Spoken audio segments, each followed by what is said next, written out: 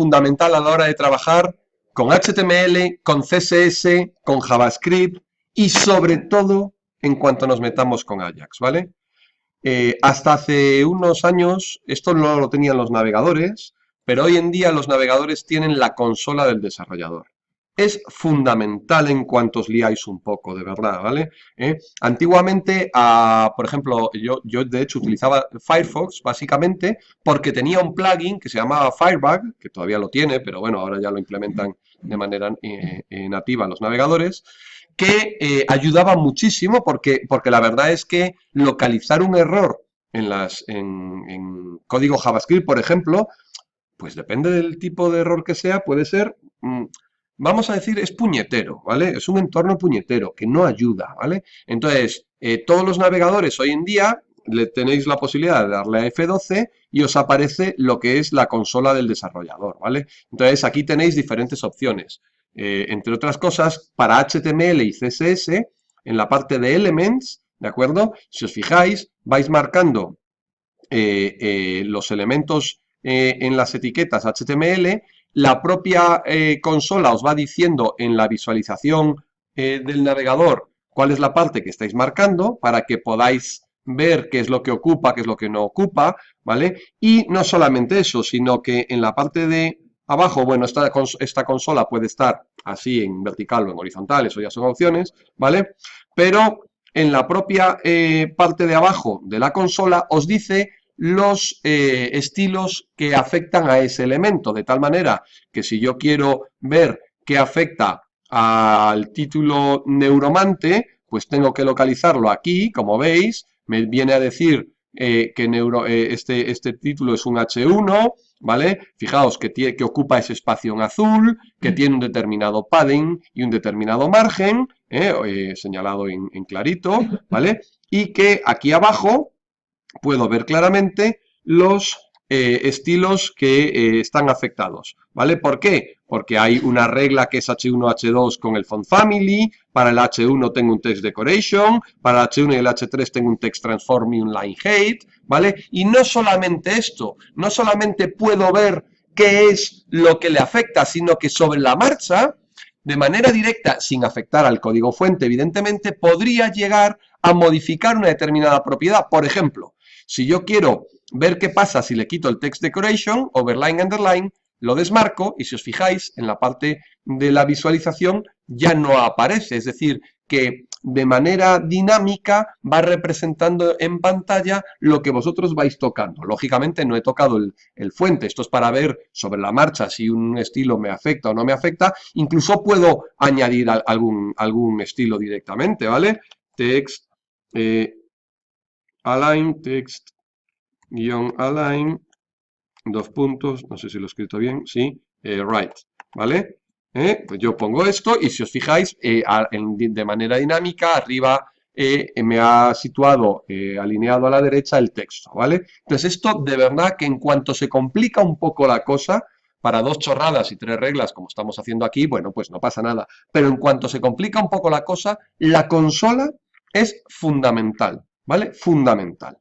También es cierto, si ahora la cierro, bueno, recargo el original, también es cierto que entornos como el Brackets, ¿vale? También tienen su propia consola, ¿vale? Yo personalmente no la utilizo, pero simplemente por costumbre, porque me voy directamente a la consola del navegador, ¿vale? Pero el Brackets, si le aprieto, si pulso F12, tiene su propia consola, ¿vale? ¿Por qué? Porque además, curiosamente, si yo estoy visualizando a través de la vista dinámica del servidor dinámico del Brackets, ¿vale? En la página web, ¿de acuerdo? En cuanto yo accedo a la consola del navegador, la conexión con el Bracket se pierde, ¿vale? Es decir, ya no actualiza de manera automática lo que estamos viendo, ¿vale? Entonces, bueno, pues uno por lo otro y entonces en Brackets, lógicamente, ellos te aconsejan utilizar su consola. Yo personalmente, si no me veis usarla, es por cuestión de costumbre, ¿vale? Cada uno va cogiendo sus vicios y estas cosas, ¿vale? Pero vamos, es equivalente, ¿eh? O sea, no hay ningún problema, ¿vale? Bien. Volviendo al CSS, ¿en qué nos quedamos? En que hay otro concepto muy importante para entender CSS. Todos los elementos HTML se comportan de acuerdo con lo que se llama un modelo de caja, ¿vale? ¿Qué rayos es un modelo de caja? Un modelo de caja es que en el momento en que yo tengo una etiqueta envolviendo a un contenido, se divide esa etiqueta, tiene las siguientes partes. Por una parte, el contenido, evidentemente, ¿vale? Por ejemplo, si es un P/P, dentro tiene un texto, ¿vale? Una etiqueta de párrafo tiene un texto. Bien, ese contenido, ¿vale? Es lo central. Alrededor de ese contenido está el relleno, en inglés padding, ¿de acuerdo? Está el relleno. De hecho, dependiendo del navegador, el padding por defecto puede ser distinto de 0, ¿vale? Con lo cual muchos de los diseñadores lo primero que hacen al cargar una regla de texto es poner los padding todos a 0, ¿vale? Para igualar navegadores. Y después ya ponerle el padding que queráis, ¿de acuerdo? El padding, alrededor, decía, del contenido, el padding. Después, el borde, ¿vale? En este caso, me parece que esta flechita está mal. En este caso, si el contenido es la parte clara, ¿vale? El relleno sería la parte verde, ¿de acuerdo? Ese es el relleno, el padding. Esta flechita, digamos que parte de un mal sitio, ¿vale? El borde es la zona negra, lo puede tener o no, pero en principio el borde envuelve al padding. Y por último, el margen. El margen es lo que separa a un elemento de su contenedor, ¿de acuerdo? Entonces, todos los elementos tienen contenido, padding, borde y margen, que pueden tener valor 0 en un momento dado, no pasa nada, ¿vale? De tal manera que si yo tengo dos elementos uno a continuación de otro y quiero reducir el espaciado entre ellos, puede ser el margen inferior de uno o el margen superior del otro, el padding inferior de uno o el padding superior del otro. Hay que tener en cuenta eso. Por eso lo de la consola suele ser bastante útil para ver qué es lo que ocupa cada cosa, ¿vale? Bien.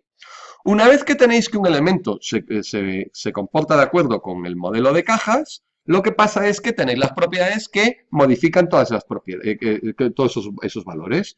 Margin, padding, ¿vale? Todas estas pueden ser genéricas, ¿de acuerdo? De tal manera que yo pongo margin 10 píxeles, 10 px, y lo que está haciendo es poner margen alrededor por los 4 lados, ¿vale? O modificar cada uno de ellos de manera independiente, con margin top, right, bottom and left, ¿vale? Gracias. Tenéis las propiedades de los bordes, ¿vale? Lo que pasa es que los bordes además se puede cambiar el estilo, ¿vale? Puede ser de una sola línea, puede ser doble, puede ser punteado, puede ser rayado, etcétera, etcétera. Puede tener el efecto de 3D hacia adentro o hacia afuera, puede estar de arriba a abajo o de derecha a izquierda, o sea, de arriba a abajo, quiere decir de izquierda a derecha o de derecha a izquierda, etcétera, ¿vale? El inset, el outset, etcétera, etcétera, ¿vale? Bueno, el color del borde se puede cambiar. Yo personalmente cuando sitúo elementos en una página web, cuando la página web empieza a ser un poquito complicada, lo primero que hago es poner lo que yo os decía ayer, todos los div para situar los contenedores que van a tener después. Después los cambio, esos div los cambio por section, por main, por article, por footer, por header, ¿vale? Y a todos les pongo siempre un borde. Border 2 puntos, además siempre hago lo mismo. Border 2 puntos, un px, para que ocupe un píxel, solid, y a cada uno le doy un color, blue, green, de tal manera que en pantalla yo siempre veo dónde están los elementos. Cuando acabo de situar los elementos en pantalla, le quito los bordes para que no se vean, ¿vale? Si no los quiero, evidentemente, ¿vale? Es un truco como otro cualquiera.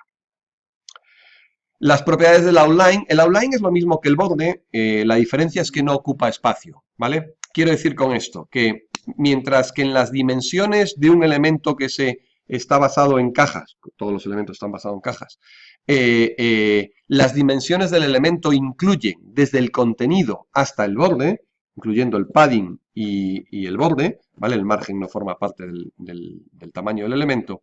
El outline es lo mismo que un borde, pero no ocupa espacio, no se considera dentro del tamaño del elemento, ¿vale? El outline se suele usar como un borde, pero para elementos en línea, Por ejemplo, si yo quiero destacar un texto dentro de una línea, ¿vale? Sin que me provoque un retorno de carro, porque si lo meto dentro de un div, o de un main, o de un section, me va a provocar, como es un elemento en bloque, va a provocar que me saque el texto fuera de la línea. ¿Veis lo que digo? Pues si yo quiero poner un borde, le tengo que poner un borde, puedo ponerlo como un párrafo dentro de otro. Pero claro, eso me lo saca, ¿vale? Lo puedo poner como un div, me lo saca. Yo no quiero que me salga dentro de la línea, puedo poner el contenedor span, ¿vale? Y al span lo que hago es ponerle el outline, ¿de acuerdo? De tal manera que en vez de un borde tiene un outline. Ese outline, ¿vale? Lo que hace es simplemente no ocupar espacio, ¿vale? Ponerlo alrededor del texto. Bueno, podéis poner en los tamaños, el ancho, el mínimo, el máximo, la altura. ¿Qué hago con el overflow? Cuando yo tengo, por ejemplo, un elemento div barra div y tengo más texto dentro de ese div del que hay, ¿qué pasa con él? Por defecto, si tenéis un div barra div y hay más elementos, más contenido dentro del que puede caber, simplemente el overflow está visible, es decir, se ve, ¿vale? Sobrepasa, borda el contenedor y se ve, ¿vale? Bueno, pues hay una propiedad que es overflow, le puedo poner 2 puntos hidden, ¿vale? De tal manera que el overflow no se vea, ¿eh? En fin. Puedo cambiar las propiedades de las listas. Las listas se puede cambiar lo que era el type, ¿os acordáis? Si cuando vimos listas hablé del type como algo genérico, un circulito, un cuadrado, un disco, o en las numeradas, como en números romanos, arábigos o letras, etcétera, etcétera. Bueno, pues lo puedo cambiar desde aquí. Puedo cambiar la posición de la sangría. Puedo cambiar, incluso puedo poner que la viñeta de las listas, ese cuadradito o ese circulito, sea una imagen mía. ¿De acuerdo? Yo tengo una imagen que he diseñado no sé qué, pues puedo poner list style imagen, ¿vale? Cada vez que tengo que poner una URL en CSS, tengo que poner la palabra clave URL y entre paréntesis esa URL, ¿vale? En fin, propiedades de tablas, qué pasa con las celdas vacías, etcétera, etcétera, ¿vale? Y bueno, tenéis las propiedades de herencia, perdón, cómo heredan las... En general, tenéis que pensar que un contenedor, perdón, que un contenido hereda casi todas las propiedades de, como tenéis ahí, fuentes, alineaciones, colores de fondo y de primer plano, y no se heredan ni las dimensiones, ni los márgenes, o sea, todos esos valores, ¿de acuerdo? Los que son propios de uno. Vale, voy a seguir, esto ya lo hemos visto. Y ahora lo que sí es importante, por cierto, aquí tenéis, como veis, las reglas de herencia, perdón, de aplicación, las que yo decía como norma general, es bastante aceptable decir que la última regla leída es la que manda, ¿vale? Excepto en el caso de un identificador, que es más específica, de hecho, en la transparencia 32 tenéis la forma en la que se calcula la especificidad, ¿vale? De los elementos, pero también es cierto que cuando queréis que una regla se cumpla, pase lo que pase, podéis añadir al final de la regla, como veis en esta transparencia, la palabra important, precedida por un signo de admiración, ¿vale? Y esto, curiosamente, es importante. ¿Por qué es importante? Porque muchas veces vosotros vais a utilizar CSS de Bootstrap, ¿vale? Ahora vamos a ver Bootstrap, cómo se incorpora, tal, y entonces ya que me lo han dado hecho, pues ¿para qué voy a hacerlo yo otra vez? Pero, curiosamente, si todos utilizamos los mismos estilos en Bootstrap, pues al final el aspecto es más o menos es el mismo en todos, ¿vale? Entonces queréis modificar, entonces además del estilo de Bootstrap, queréis añadir vuestros propios estilos. Y muchas veces entran en conflicto y a lo mejor hay algo más específico en lo de ellos y por lo tanto mandan sus reglas sobre las vuestras. Bueno, pues cuando queráis que vuestra regla, pase lo que pase, mande sobre las de las librerías, ¿vale? Le ponéis important, admiración important al final y esa regla se va a procesar, va a aplicarse independientemente de los conflictos que haya, ¿de acuerdo? Y eso es importante, ¿vale? Vale.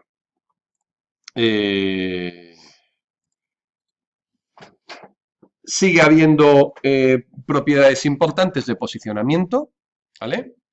Una vez que yo puedo situar elementos en cualquier sitio de la página web, yo puedo ya hacer lo que me dé la gana con ellos, ¿vale? Entonces, todos los elementos tienen la propiedad position, ¿vale? Position, ¿vale?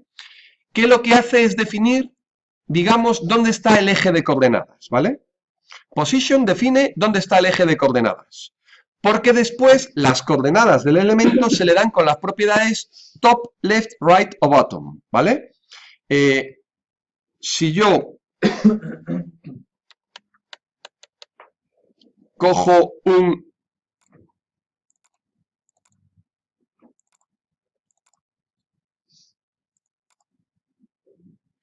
perdón.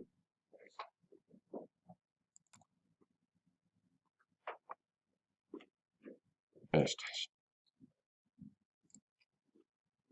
Si yo cojo un elemento div, ¿vale? Yo cojo un elemento div.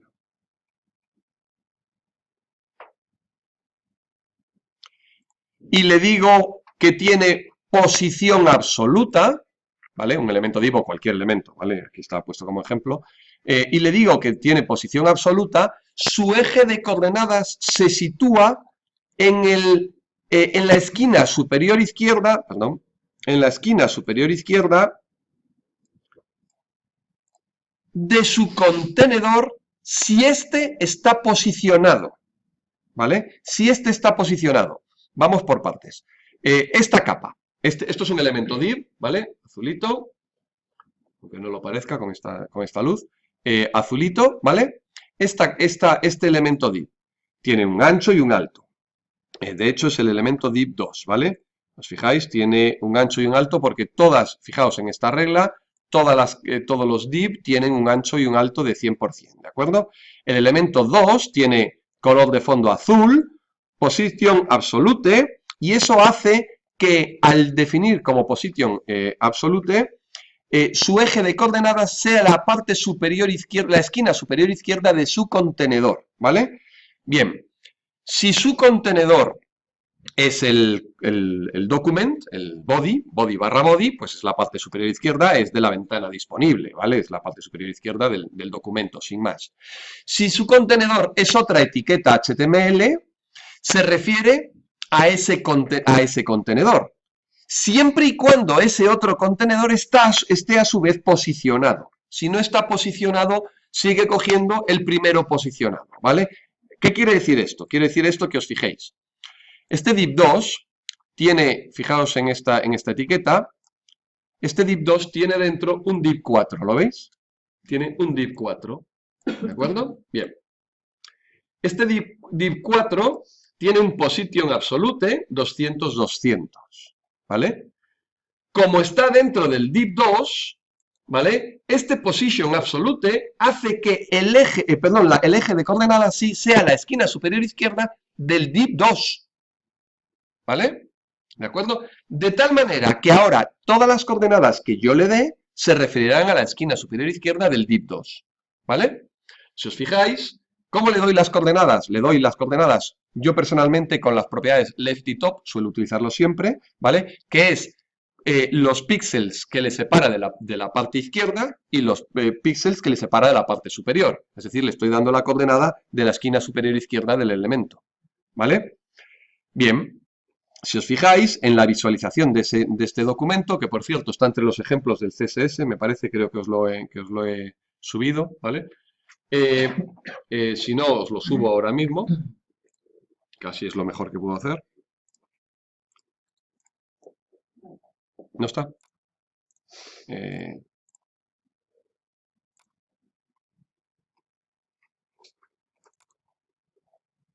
Os lo subo un segundito.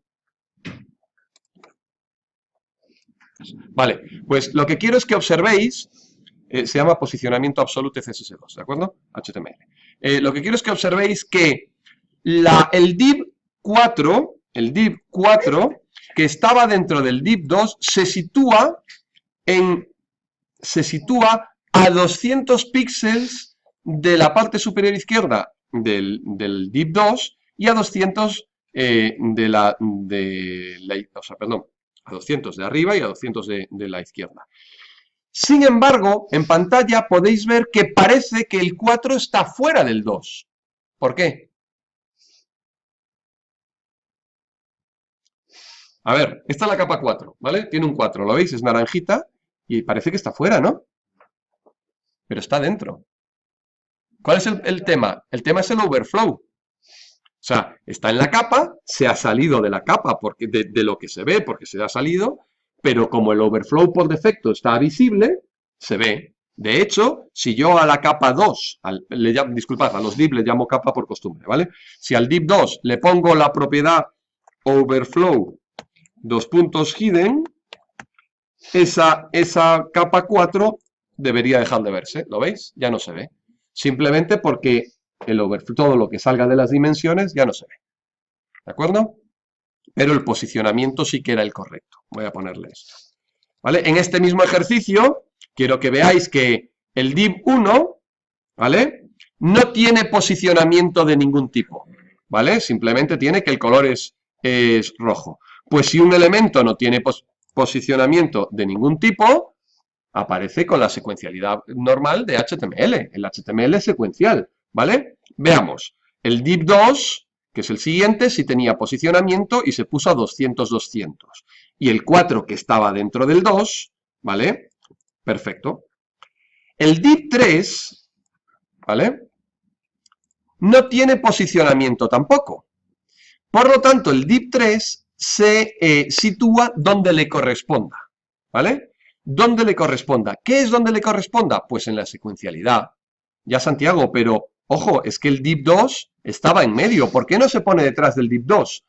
Porque en cuanto un elemento lo posicionáis de manera absoluta, se sale de la secuencialidad. Ya no se tiene en cuenta. Por lo tanto, el 3 se sitúa detrás del 1. ¿Vale? El 2 está fuera de la serie. ¿Sí? Paradme, si hay algo raro. ¿Vale? Y el 5 tampoco tiene posicionamiento y por lo tanto se pone detrás del 3. ¿Vale? Bien. ¿Qué tipos de posicionamientos podíamos tener? Bueno, he dicho primero que las coordenadas yo las doy con top y left por costumbre, pero se pueden dar con una de las dos propiedades en vertical, que son top o bottom. Bottom mide desde abajo en vez de desde arriba. Y left o right en horizontal, ¿vale? En el eje X, para contar desde la izquierda o desde la derecha, ¿vale? Esas son las propiedades que tenéis, como veis aquí abajo, ¿vale? Bien. Sin embargo, la propiedad position no tiene por qué ser absoluta siempre. De hecho, el problema de decirle position absoluta es que, como estáis diseñando con esto que está tan de moda que se llama adaptativo, efectivamente, si tenemos una palabra en castellano que dice adaptativo, adaptativo. Sí, responsive entre paréntesis, ¿vale? Si estáis diseñando de manera responsive, ¿vale? Lógicamente, cualquier posicionamiento absoluto la habéis liado, ¿vale? Porque, claro, en cuanto miráis 100 píxeles en una pantalla de un ordenador, son 100 píxeles, lo pongáis donde pongáis. Hoy en día eso ya no cuadra, ¿vale? Entonces, las propiedades position permite el static, que es el flujo normal, el absolute, relative, que el relative es respecto del elemento anterior, ahí ya sí, coge como origen el elemento anterior, ¿vale? En el flujo normal, el elemento anterior ya no es la esquina superior izquierda, ¿vale? Y fixed es fijo siempre, ¿vale? El típico elemento que queréis que aparezca pues arriba en la cabecera y que por mucho que hagáis scroll, pues se quede fijo siempre, ¿vale? Bueno, después ahí produce algunos efectos muy raros. Yo, sinceramente, ahora vamos a hablar de esto, porque yo creo que debéis de conocerlo y dominarlo, pero realmente si estáis trabajando en responsive, sinceramente no hay nada como usar una de las librerías que tenéis a vuestra disposición, como Bootstrap o como cualquier otra, pero vamos, es lo suyo, ¿vale? Bien. La propiedad visibility determina si algo es visible o no, ¿vale? Ojo porque con la propiedad visibility, aunque algo no sea visible, sigue ocupando espacio, ¿vale? Si yo tengo un texto, una imagen y otro texto, si yo con JavaScript cambio la propiedad visibility a hidden, no se ve esa imagen, no se ve esa imagen, si le cambio la propiedad, no se ve, pero el texto de abajo sigue en su sitio, ¿vale? Porque la imagen sigue ocupando espacio.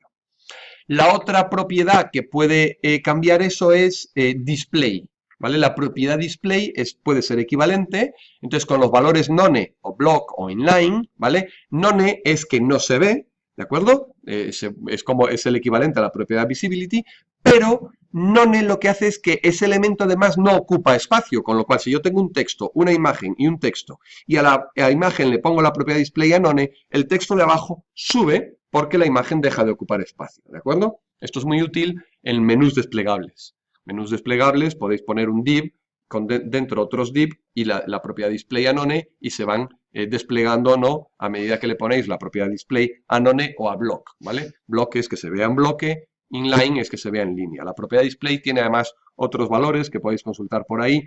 De hecho, cada día se le van aumentando más. Hoy en día hay una propiedad que es flex, ¿vale? Que es para elementos flexibles y demás. Bueno, pues la verdad es que podéis experimentar con ella, que sepáis que hay. Igual que tenéis la posibilidad de poner elementos en el eje X, de situar elementos en el eje X y en el eje Y en 2 dimensiones, tenéis la propiedad z-index, ¿vale? En el que se asume que la pantalla es el plano con referencia 0, ¿vale? En el eje Z, y que el eje Z es perpendicular a vosotros y a la pantalla, de tal manera que a medida que crece el eje Z, el valor del z-index se acerca más a vosotros. De esa manera os podéis cargar la secuencialidad. Sabéis que lo último que ha leído es lo que aparece, pero si yo a un elemento que ha aparecido antes le doy un z-index mayor que a un elemento que ha aparecido después, como está en el eje Z más cercano a mí, se verá por encima del siguiente, ¿vale? Bueno, la propiedad display y, bueno, unas cuantas propiedades de impresión. Bueno, no tiene más historia.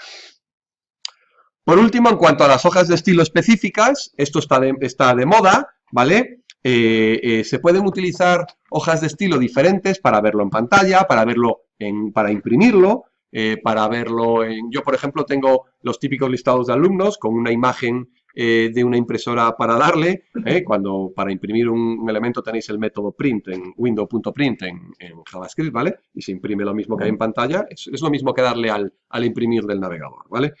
Pero yo lógicamente no quiero que los listados de los alumnos salgan como salen en pantalla, que es con el botoncito de la impresora. No tiene sentido que aparezca el botón de impresora en el listado, ¿no? Entonces, es una imagen que cuando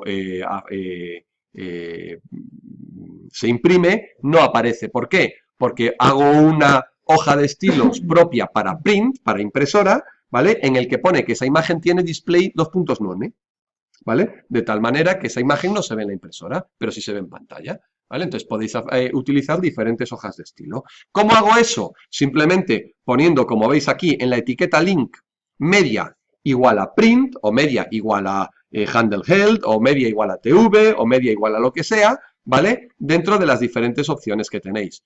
Curiosamente, bueno, perdón, poniéndolo en la etiqueta link, o poniéndolo en entre style y barra style en @media, ¿vale? Pero estos son los valores antiguos. Hoy en día lo que se suele utilizar es esto que veis en pantalla, ¿vale? Esto que veis en pantalla es, yo voy a utilizar diferentes hojas de estilo dependiendo de la resolución, ¿vale? No tiene ningún sentido utilizar la misma hoja de estilo para una pantalla de ordenador grande que para un teléfono. Y eso es el adaptative, ¿vale? El responsive, perdón, el adaptativo, el responsive, ¿vale? Que es que se detecta la resolución. ¿Y cómo lo detectan las librerías? No, yo, Santiago, es que yo he utilizado muchas veces Bootstrap. Bueno, pues Bootstrap, simplificando, lógicamente, si me oyen me matan, ¿vale? Los sabios de la tribu lo que hacen por debajo es esto que veis, que es aplicar, fijaos, @media, diciendo esta regla de estilo se va a aplicar cuando la máxima resolución en el eje X son 400 píxeles. Esta regla de estilo se va a aplicar cuando la resolución esté entre 400 y 600. Esta hoja de estilo se va a aplicar cuando la resolución son 600, ¿vale? De hecho, De hecho, podéis copiar y pegar eso si queréis. De hecho, yo lo tengo por aquí y media.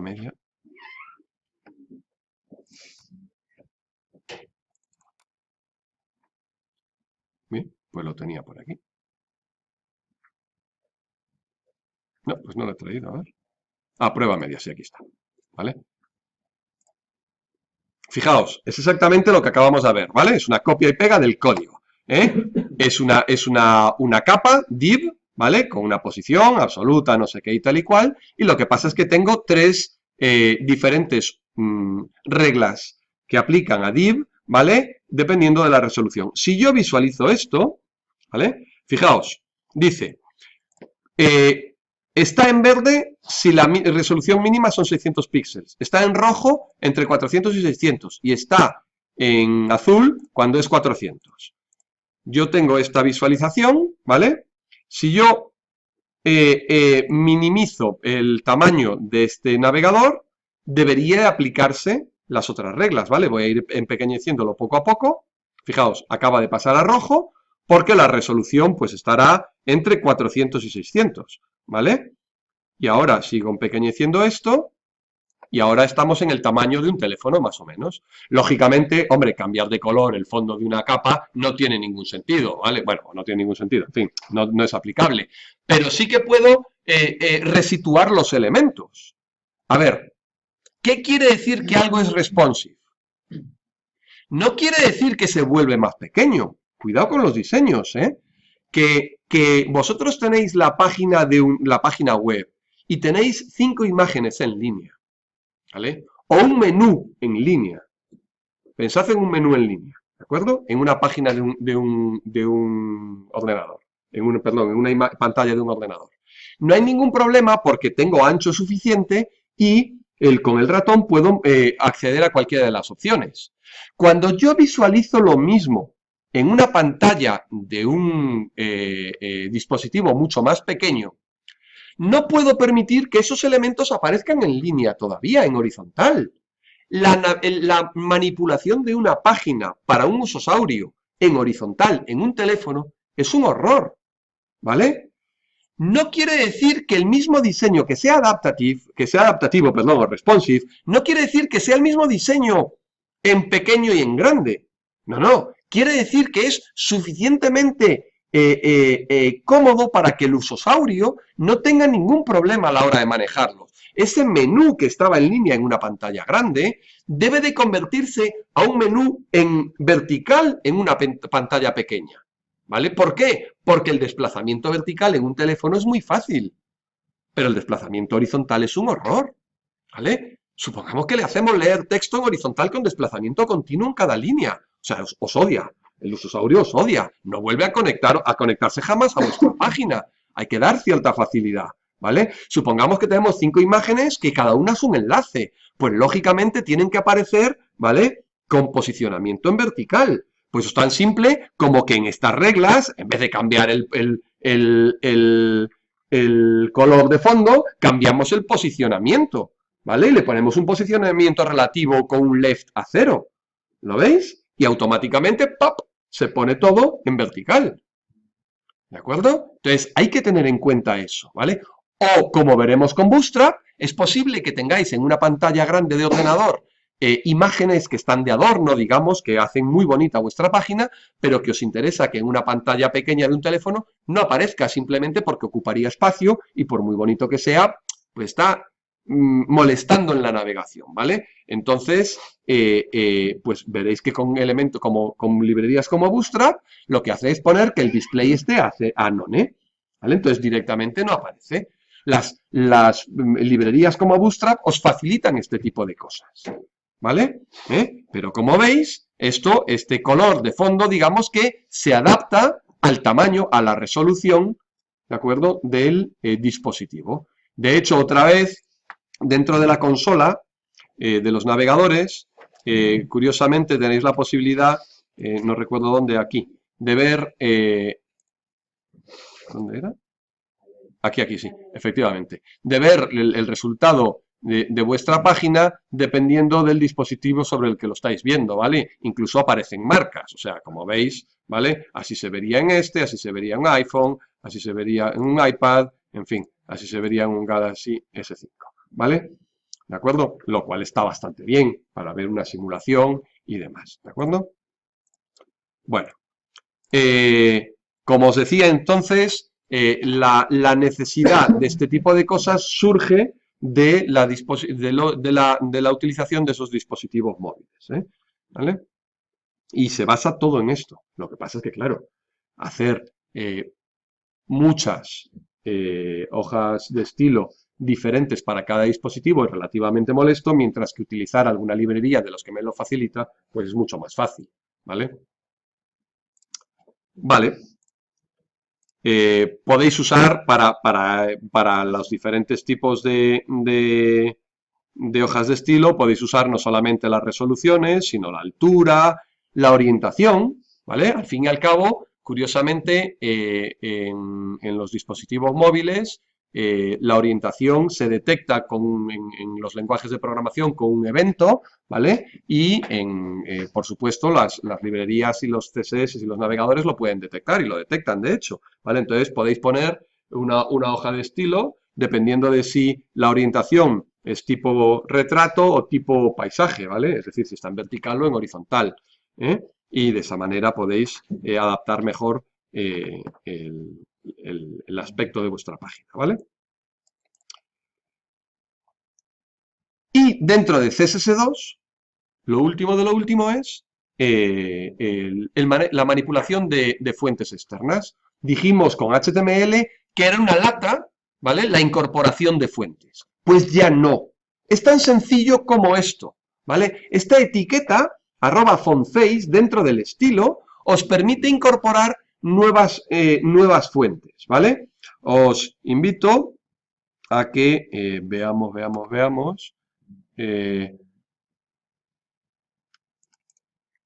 Os invito a que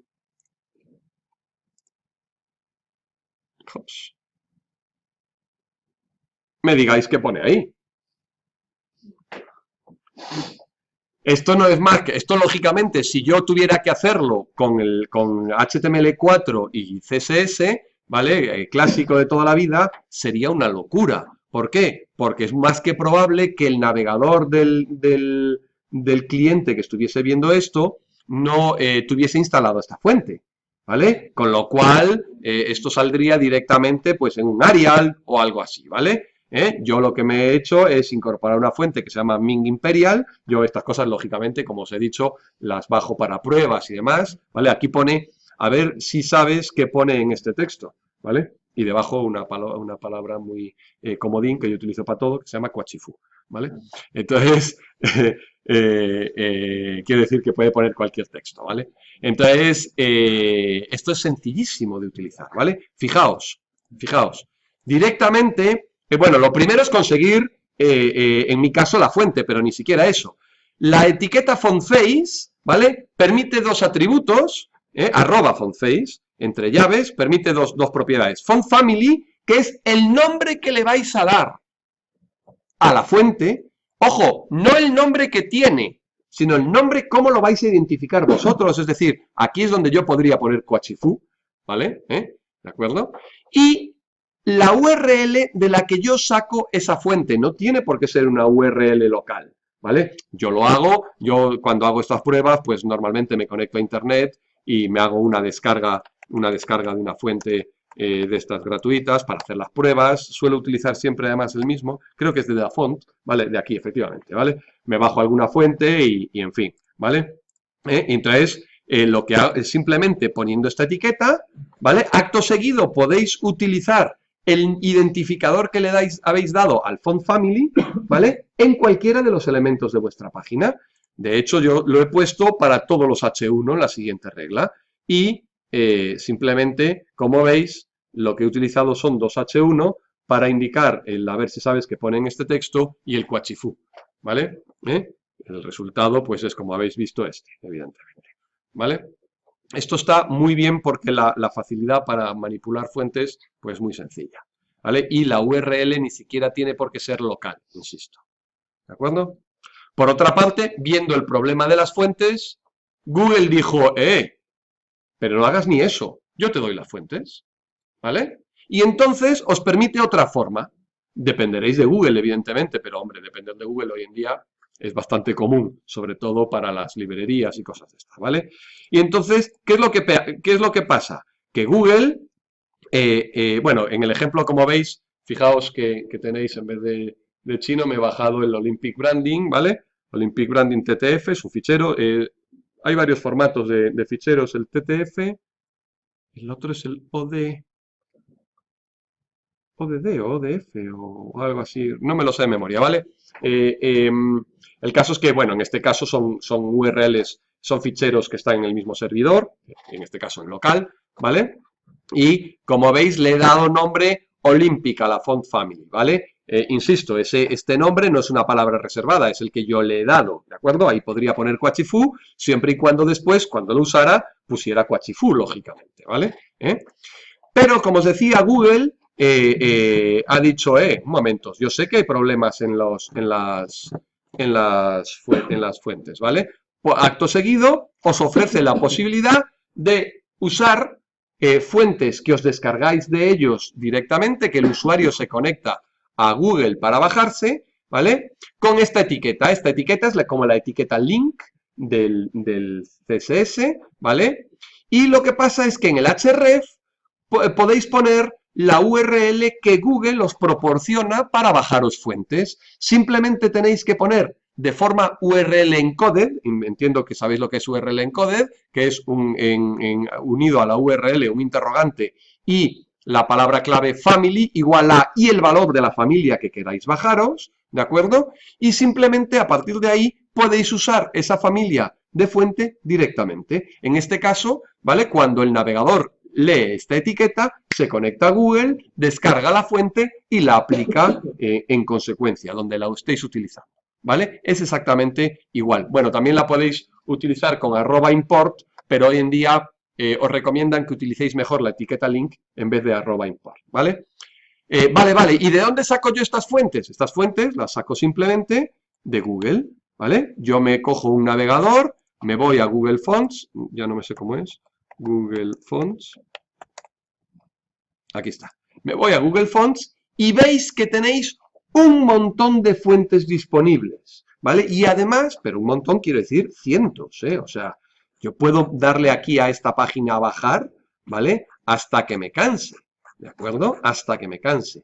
Y además os pone, os da posibilidad de ver cómo queda la fuente, ya no recuerdo muy bien, es que me han cambiado la interfaz de la página, pero en una frase, en un párrafo, más pequeñas, a ver cómo era. Ah, no, esta la he seleccionado, disculpad. No es esa lo que yo quería. Mira, justo, toda la tipografía o con diferentes características, esto no lo tenían antes, con el tamaño, ¿vale? Todo el alfabeto, ¿de acuerdo? En fin, como escribiendo yo. O sea, la verdad es que como interfaz es una maravilla, ¿vale? Es una maravilla. Una vez que habéis elegido la fuente que queráis, simplemente, ¿vale? Pues cogéis el enlace, veis el nombre, ¿vale? Que está aquí, cogéis el enlace y lo seleccionáis. De hecho, incluso os dan la posibilidad de darle al más, la seleccionáis y una vez que está seleccionada, podéis ver directamente la etiqueta link. O sea, más fácil imposible. O sea, es como cuando os conectáis a YouTube y queréis enlazar uno de los vídeos en vuestras páginas, ¿vale? O con Google Maps alguno de los mapas, que podéis copiar y pegar la etiqueta link, ¿vale? La etiqueta del enlace. En el caso del YouTube suele ser un iframe, ¿vale? Bueno, pues aquí la etiqueta link la cogéis, ¿de acuerdo? La pegáis en vuestra página y tenéis accesible esa fuente directamente en vuestro documento. Por supuesto, esto de cara a las fuentes y de cara a la visibilidad es un avance muy importante, ¿vale? Insisto en que antes había muchísimos problemas con las fuentes. Hoy en día ya no hay que instalar nada, no hay que obligar al usosaurio, que estas cosas le dan miedo, a instalar.